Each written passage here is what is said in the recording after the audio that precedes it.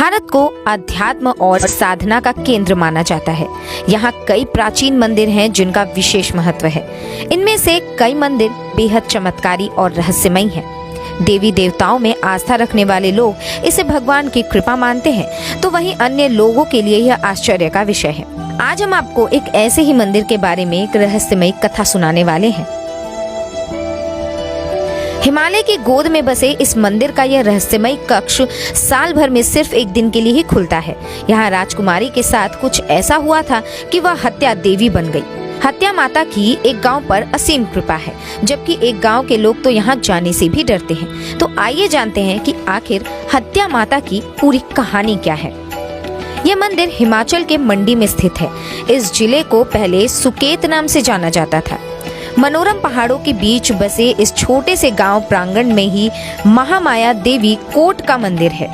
कहते हैं सुकेत रियासत की कमान राजा रामसेन के पास थी। राजा की बेटी यानी कि राजकुमारी चंद्रावती थी, जो कि बचपन से ही शिव पार्वती की अनन्य भक्त थी।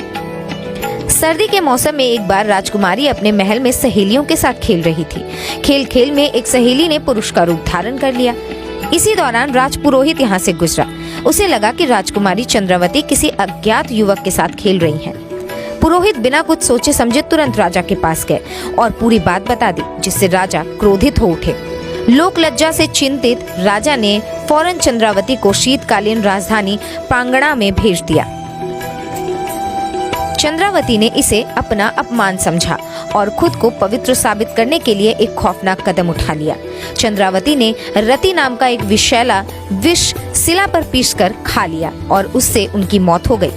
यह शिला आज भी पांगणा में मौजूद है। अब आपके मन में ये सवाल उठता होगा कि राजकुमारी ने आत्महत्या कर ली, तो आखिर इस मंदिर का नाम हत्या देवी क्यों पड़ा? इस वीडियो में आगे हम आपको बताएंगे।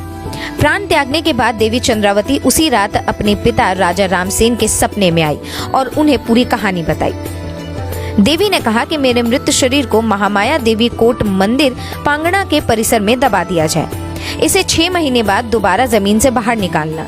अगर मैं पवित्र हूँ तो मेरा शरीर उस समय भी पूरी तरीके से यथावत रहेगा, और यदि पवित्र नहीं हूँ तो यह पूरी तरीके से सड़गल जाएगा।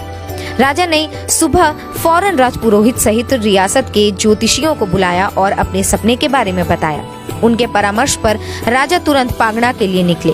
यहाँ पहुँचने के बाद उन्हें पता चला कि चंद्रावती ने आत्महत्या कर ली है। इसके बाद राजा ने चंद्रावती के कहे अनुसार उसके शरीर को महामाया मंदिर के परिसर में ही दबा दिया। ठीक 6 महीने बाद जब जमीन की खुदाई की गई तो राजकुमारी का शरीर पूरी तरीके से सुरक्षित निकला, जिससे यह सिद्ध हो गया कि चंद्रावती पवित्र थी और पुरोहित की बात गलत निकली। चंद्रावती की इच्छा अनुसार उनके शव का प्रांगणा के समीप चंद्रपुर स्थान पर अंतिम संस्कार कर दिया गया। इस स्थान पर शिव पार्वती का मंदिर बनाकर शिवलिंग की भी स्थापना की गई, जिसे आज दक्षिणेश्वर महादेव के नाम से जाना जाता है। इस वीडियो में आगे जानेंगे कि ये सब करने के बाद पुरोहित को क्या सजा मिली। वहीं राजा रामसेन उन्माद से पीड़ित हो गए और उससे उनकी मौत हो गई। मगर इससे पहले उन्होंने झूठी शिकायत करने वाले पुरोहित को सजा के तौर पर राजधानी से बाहर निकालकर चुराग नामक स्थान पर भेज दिया, जहां पर पानी से लेकर हर वस्तु का अभाव था। उनके वंशज आज भी इस स्थान में लहुड़ कहे जाते हैं। कहा जाता है कि आज तक पुरोहित के वंशज माता के कोप के डर से महामाया देवी कोट मंदिर में प्रवेश करने की हिम्मत नहीं कर पाते। उन्हें डर है कि कहीं देवी चंद्रावती उनके पूर्वजों द्वारा किए गए कृत्य की सजा उन्हें न दे दे। उसी समय से आज तक दशकों से महामाया देवी कोट मंदिर पांगणा के कलात्मक 6 मंजिला भवन के भूतल भाग में वाम कक्ष यानी कि बाईं तरफ बने मंदिर में देवी चंद्रावती की हत्या के रूप में पूजा की जाती है। हालांकि यह मंदिर साल भर बंद होता है और एक विशेष उपलक्ष्य के दौरान ही इसे खोला जाता है, मगर आज भी सुकेत राजवंश सहित इस गांव के लोगों पर देवी की अपार कृपा है। वहीं राजपुरोहित घराने से जितने भी लोग हैं, वो लोग अभी भी इस मंदिर में जाने से बहुत ही ज्यादा डरते हैं।